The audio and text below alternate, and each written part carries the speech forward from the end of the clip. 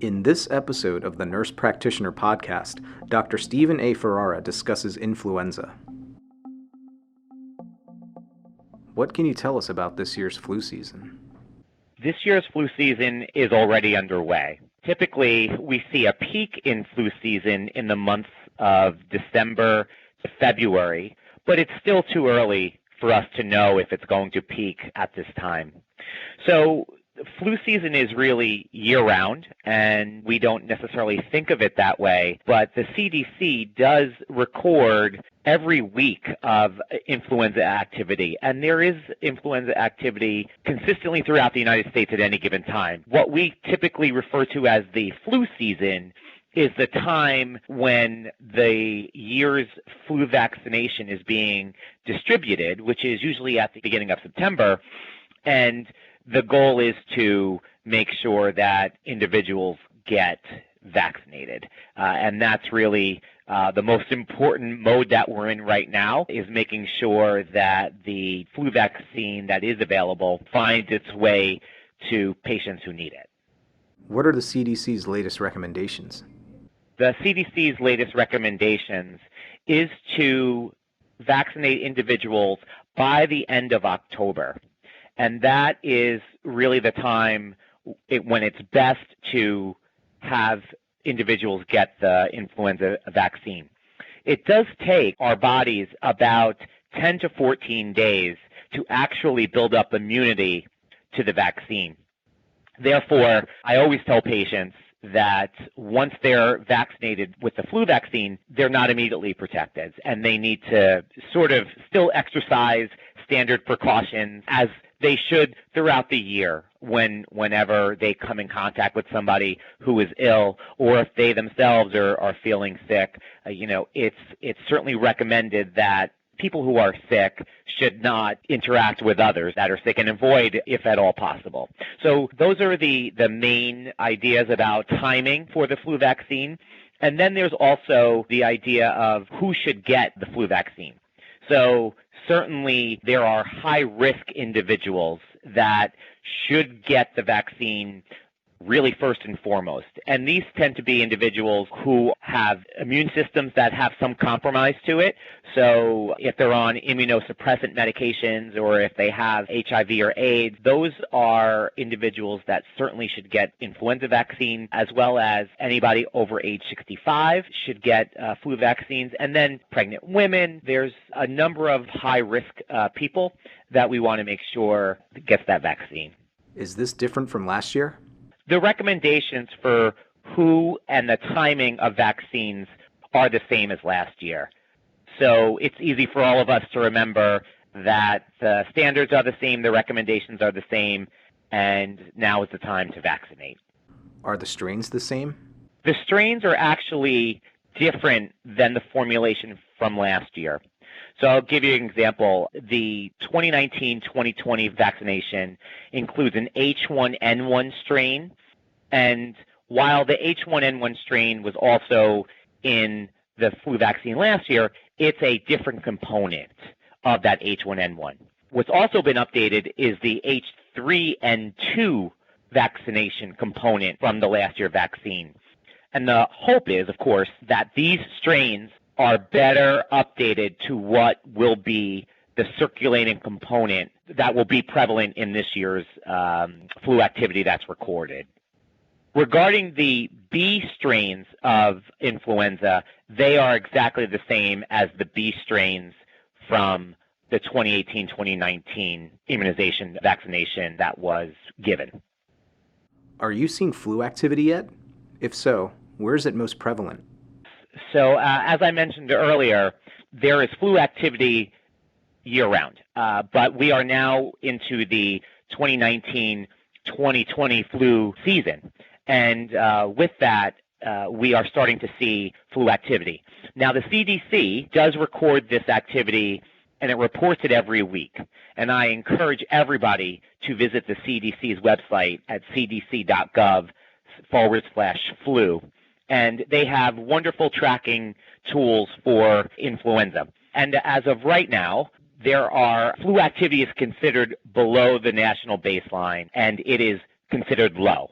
but we are constantly monitoring that and making sure that numbers don't rapidly creep up earlier than anticipated. So flu activity is low right now, and we're keeping a close eye on it. Believe it or not, Louisiana has reported regional activity that's higher than the rest of the country. We're also seeing some pockets in California and Nevada. So it's interesting to watch, but as of right now, generally speaking, flu activity is low. What populations are at most risk of complications from the flu? The populations at risk that we consider high risk would be the following: adults 65 years of age and older, pregnant women, young children, patients who have asthma, heart disease, or history of stroke, certainly patients who have diabetes. I mentioned earlier about patients with compromised immune systems, such as those with HIV, AIDS, cancer patients, and children with neurologic conditions are also at higher risk for influenza. The other thing that I'd like to mention is that there is a time of year that is called National Influenza Vaccination Week. This year, this week will occur between December 1st and December 7th. And this is a time where we really encourage people to get vaccinated if they haven't done so already. This is right before what typically is peak flu season, and as we head into the traditional winter holidays when families will be together, we want to make sure that you're not sharing viruses and infection when families typically gather over the holidays. So December 1st to the 7th is National Influenza Week, and I certainly suggest and recommend that everybody receive a vaccine. To find where you can get the vaccination, you can go to the CDC website. They have a flu vaccine finder, and I encourage everyone to visit that site. But the great thing today is that most pharmacies and big box stores are even offering influenza vaccine that doesn't require an appointment and is really no wait. And what we really want to do is make sure that the vaccination is available to those who want it and need it. This year, influenza vaccination, it's approximated that 162 to 169 million doses are going to be distributed throughout the United States. So we definitely want to make sure that those doses don't go to waste. We anticipate that there will be enough supply to go around. And also for clinicians who are listening to this, there are a number of different influenza preparations. And while all the influenza vaccines contain the same components, we now have vaccines that are prepared differently. So for patients who have had severe egg allergies, there's an alternative for that. What's also back is the live virus vaccination that is in the form of a nasal vaccine, and certain patients can get that. It's recommended for certain patients and not all patients, and certainly patients who don't have a compromised immune system, they should not get the live virus vaccine. But that's an alternative to the traditional shot that's out there. And the last thing I want to mention is influenza treatment. There are 6 medications that are FDA approved for patients who have influenza. What we try to make sure everybody understands is that we don't wait until somebody is diagnosed with influenza before starting to treat them. So in other words, if we as clinicians suspect influenza-like illness, we would start treating patients right away, because these medications, they're most effective when given within the first 48 hours.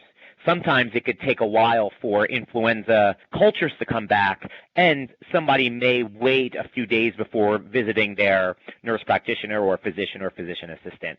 So the idea is we have these medications, and those high-risk patients that I just mentioned, those are the individuals that should get treated for influenza with these medications.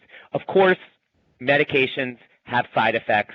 And as clinicians, we always weigh the risk versus the benefit of starting to treat somebody for any condition. But certainly we worry that influenza can lead to possible super infection. So somebody could get pneumonia on top of influenza, and certainly those patients are at very, very high risk for negative outcomes. The last thing I'll mention is that influenza every year in the United States kills approximately 60 to 70,000 people. That's a huge number. Some years are certainly worse than others, but it is not something to be taken lightly. And the best tool we have is to prevent influenza by vaccination, and also with common sense infection precaution, washing hands, throwing away used tissues, coughing into your arm, wearing masks as necessary. But again, the number one way is for everyone to get vaccinated. This podcast does not constitute medical advice and should not be taken as such, and does not replace professional judgment or advice. The ideas and viewpoints expressed in this podcast do not reflect the official position of the speakers, authors, affiliated organizations, the Nurse Practitioner Journal, or Wolters Kluwer.